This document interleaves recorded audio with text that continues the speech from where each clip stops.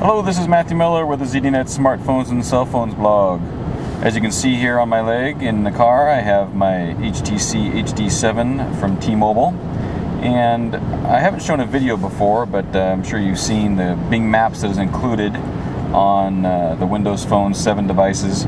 And Bing Maps is pretty much like Google Maps on other platforms like the iPhone and things like that, where it will provide directions. However, it won't prompt you or guide you along those directions. It just provides the directions so you can visually see them. And Windows Phone 7 also has Bing Maps that does not show navigation. But if we scroll down to the bottom, you can see on my start screen I have TeleNav GPS Navigator. So if we tap on this, this will launch the TeleNav software, and it's very familiar to what you've seen on other platforms. As you can see here, the GPS Navigator program. It is a $9.99 a month unlimited usage add-on for T-Mobile. And as we can see here, I'll go through some of these. We'll start down here in the bottom with the tools and extras. And as you can see, there's fewer than what we've seen before on some of the other platforms like Android, but you can see that you can have weather, my stuff, which is my favorites, and recent places.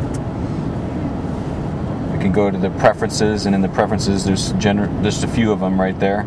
The general ones, as you can see, distance, map colors, initial volume, the navigation preferences. You can talk about what kind of maps, 3D maps, 2D maps, 3D with 2D view, backlight, that kind of thing, traffic alerts as well, and then navigation audio, and you can select from the different tones. So that's just the preferences part, and then you can see there's the about section. Jump back out. If I tap on maps, this will map us where we're at. And this is from a fresh start, so we'll see how long it takes. I should have a fairly decent 3G connection here on I-5. So as you can see, it plots my position in the red dot moving along the highway. And then along the bottom we have 4 icons. If we tap the little more button over here on Windows Phone 7, it gives us an explanation of what those are. And you can see that the buttons, maybe you can see, the buttons say Find Me, Show Traffic, Search, and New Map. If I tap on Show Traffic, it should shortly indicate the traffic conditions on I-5 here.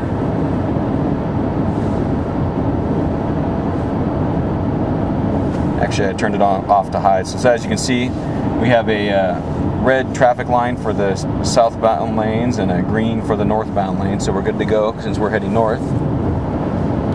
And if I tap on search, I can go ahead and look through you can actually do it with voice, or you can type a search. You can browse through, you can browse through some of the other POIs, as you can see, by the different categories that are in there. And if I tap on the Find Me, it centers my position right there. So we jump back out, and then again there's that search, kind of what I showed before. A fairly new one here is gas by price, right? So say we wanted to look for some diesel. Gas by price, current location, and it's going to go ahead and will find me that.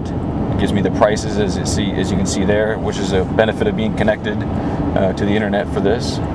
And as you can see, say I want to go to the North Point Shell, tap that. It gives me the address, the distance, the phone number to call.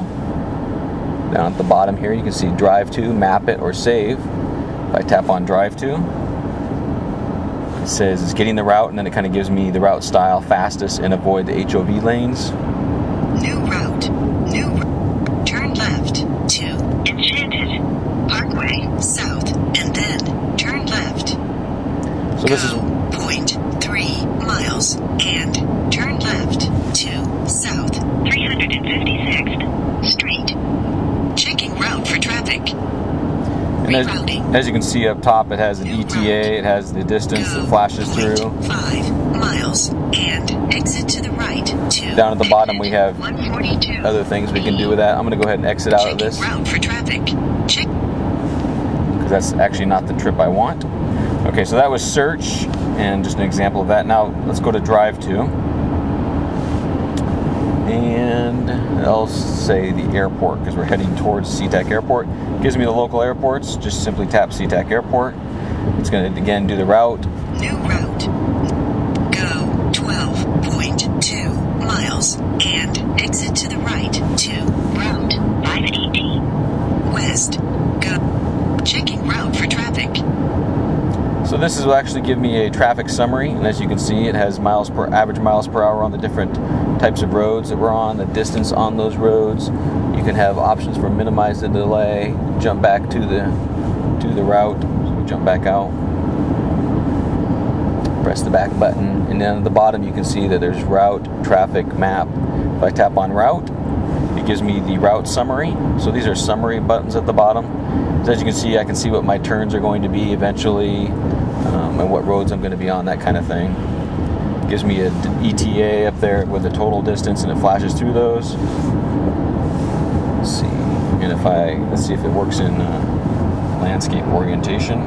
Yes, it does. So there we go. Now we have it in landscape, and as you can see in landscape mode, it actually turns into more of a GPS without the menu items at the bottom, but a bigger screen for that particular one. Now, since we're driving at night, I'm kind of surprised, and I'll have to go. Let's just go take a look at the settings real quick here, because it is showing. Now, one thing about Windows Phone 7, right, is it doesn't do multitasking, so I can't really back out to go into the settings without stopping this route. Let me just back out anyway and stop the trip. Go to Tools and Extras. I want to see my preferences. Should have a night mode on the, and it does say auto, but it's not picking it up, I guess.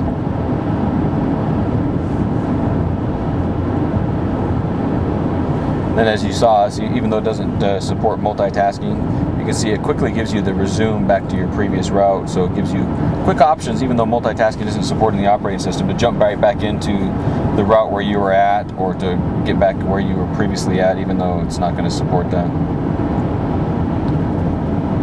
So one last thing I'm going to show.